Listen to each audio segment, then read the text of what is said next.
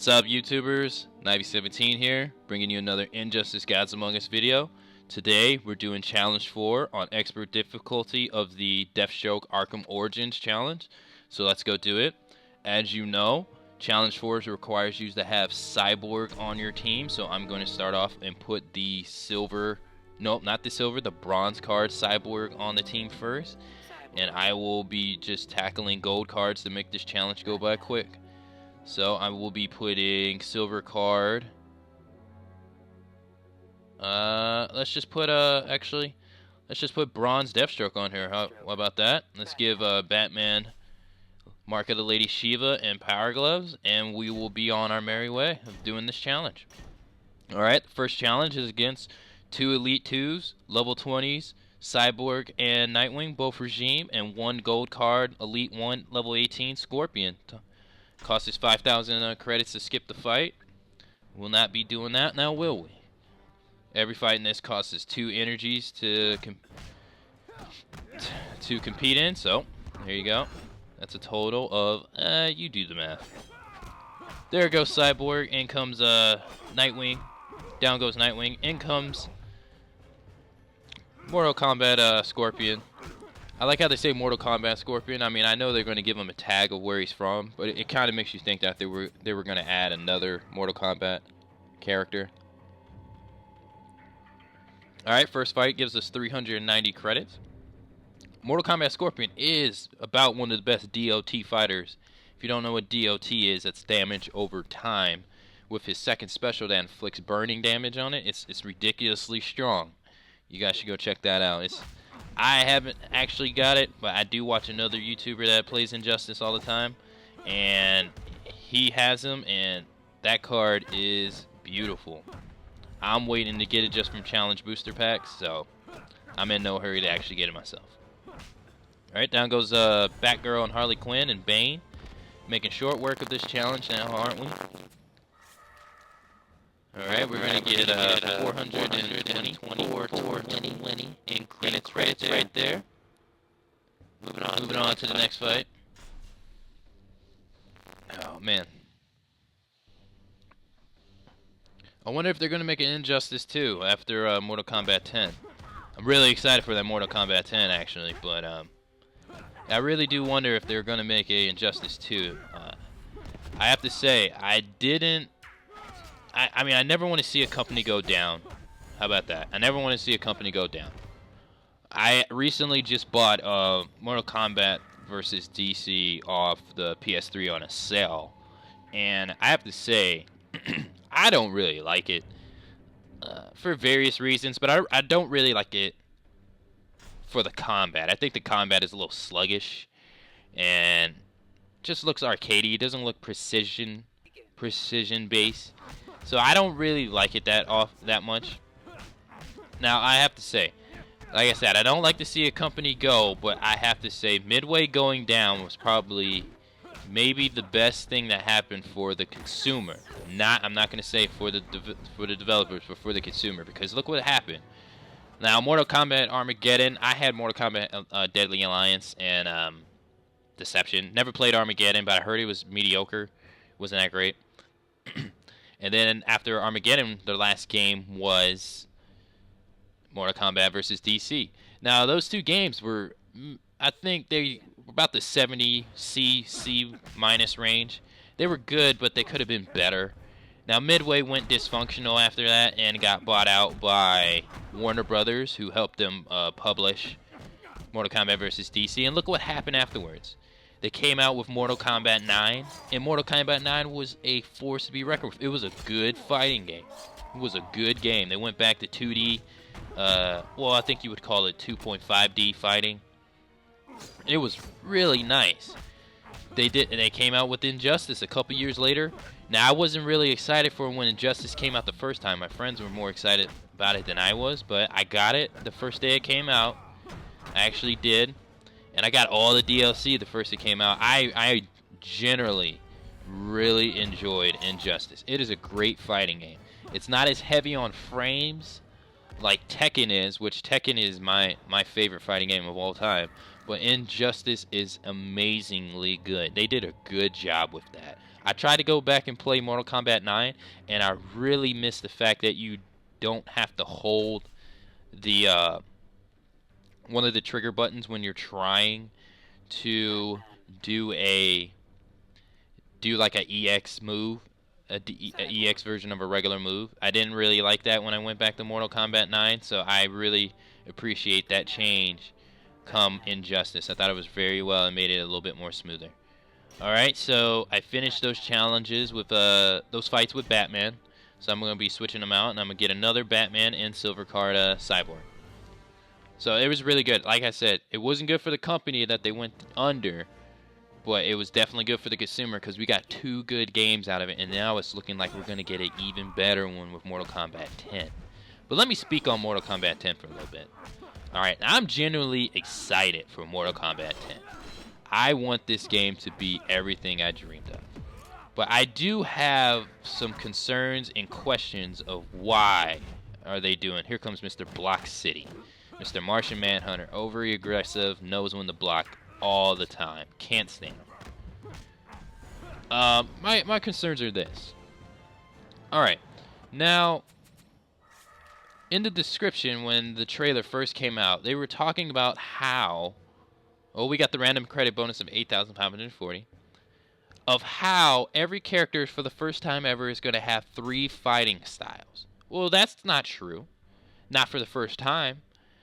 They did that in Mortal Kombat, Deadly Alliance, and Deception. Now, I never played Armageddon. I can only guess that it probably did have, just like its predecessors, 3 fighting styles. So that's not true. They were saying each fighter is going to have 3 different fighting styles. That's already been done before. It's already done before. Alright? And then the introduction of all these new characters. Alright, I think they said they're going to have over, like... They said that this game's going to have over... Well, no, the statement was the most brand new characters in a Mortal Kombat game ever. Well, I did my math a while ago. I didn't do it recently. So my numbers can be off. And I believe Mortal Kombat Deadly Alliance had the most new characters, the most number of new characters in its game, with Deception being in second. And I think it was like 10 or 9. So we're going to get 10 plus, more than 10 new characters come Mortal Kombat 10. Now, I mean, that's not, new is not always a bad thing. But I think new is bad as in this. Your company has been given a second light to make Mortal Kombat games. Now, there was a crap load of characters that were introduced come Deadly Alliance and Deception. Now, why don't you go back and you reinvent those characters? You have Huso, Morvado, Darwin. I can't even the vampire lady. I can't even remember half of them because there's so many, and I'm not gonna lie, half of them were forgettable. Maybe that's why they're not introducing them, but you still have all these characters that you created already back in the day that are a part of your universe, whether you like them or not. So why not give them a second chance and maybe make them better? Because I don't think half of them were received well by fans. Why don't you give those characters a second chance and see if the fans like them or not? How about that? That's my idea. You already have the characters created. Why don't you just reinvent them? You have a different timeline, so you can do different things. You can try different stuff. Try to make them better than what they were before. Look back in the day and see why they weren't received as well as they were, and try to improve. That's how I wish they would have taken it instead of just adding 10 brand new characters. Because they already have about 40 plus.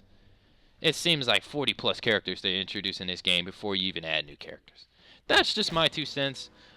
But I will say some of the new characters in the game look pretty badass. I think we got like an Aztec dude. He reminds me of Ogre from Tekken. And I think we got like the one where the girl's on like the giant orc. I think that's the bug people. I'm not really sure.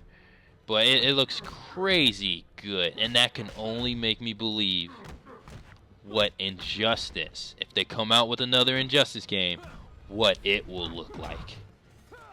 That is what I'm really excited about. I love Mortal Kombat, but I love me some Injustice more than that. So that's what I feel about that. What do you guys feel about that? Write down in the comment box below. What do you think? Do you think it's a good idea that they're going to be incorporating all these new characters in Mortal Kombat? I don't know. New's not always a bad thing, but it's not always a good thing either. Finish those fights. Got to trade out my characters for one last time. Gonna put Green Lantern in, and got to put the last generation of Cyborg, Gold Card Cyborg, who I think is not that useful. Gonna give Black Adam, market of Lady Shiva. I don't really like to use Gold Card Black Adam because his health is ridiculously low for a Gold Card. But hey, that's just my 2 cents. His counterpart Shazam, his card is way better than he is. Alright, so this fight is against Lex Luthor Silver Card, looking like a Silver Card Flash, and Henry Cavill, Man of Steel, Superman. I've been trying to get him to level 50 in my personal deck, VA Bonus Battle 7, so been trying to do that. I'm gonna hit the level 2 special on Henry Cavill. Hopefully 1 hit will knock him out, and then 2 hits. Oh, there we go. Alright, so I was able to knock out Lex with it too, so that's nice.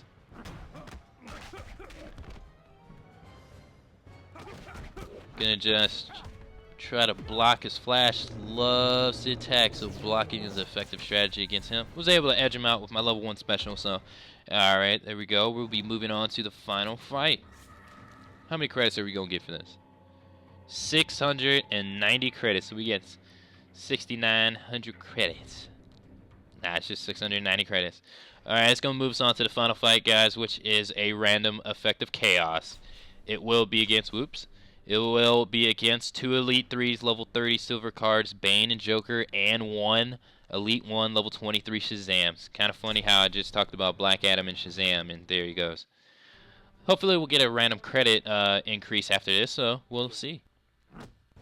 This challenge wasn't too bad on expert difficulty, was it? Wasn't really that bad. Went by it pretty quick. Had my one topic, pretty much took up most of the latter time. Mortal Kombat 10. Yeah, I'm really excited for it. Really excited for it. It should be really good, and if they're gonna do this, make it a stepping stone to Injustice, I'm all for it.